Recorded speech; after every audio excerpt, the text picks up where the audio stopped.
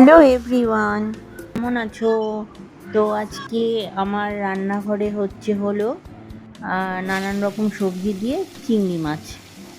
তো তাই ওই চিংড়ি মাছগুলোকে আমি ধুয়ে পরিষ্কার করে নিয়েছি। নিয়ে এবার হলো ভাজ ভাজবো।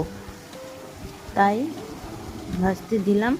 ভাজাটা বেশি করব না, ওই অল্পই ভাজবো। বেশি ভাজলে কিন্তু চিংড়ি মাছ ভালো লাগে না খেতে।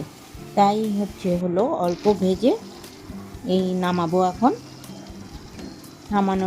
নামানোর পরে আমি এবার সব সবজিগুলো কেটেছিলাম।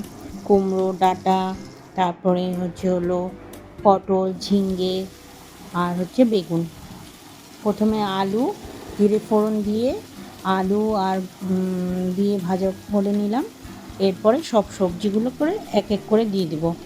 এই ডাঁটাটা একটু শক্ত, তো তাই ডাঁটাটা আগেই দিয়ে দিচ্ছি। ডাঁটা আর পটল আর আলু, কোয়াশ এইসব দিয়ে ভাজবো। ভাজার পরে হালকা ভাজা হয়ে গেলে তারপরে বাকি যা সবজি ছিল, কুমড়ো তারপরে বেগুন, এইসব দিয়ে এবার ভালো করে কষাবো। ভালো করে ভাজবো। ভাজার পরে আমি মশলা বেটেছিলাম, জিরা আর কাঁচা লঙ্কা, সেই দিয়ে একটু কষাবো। কষানোর পরে এরপরে আমি চিংড়ি মাছগুলো দিয়ে এবার গরম গরম ভাতের সাথে খাবো।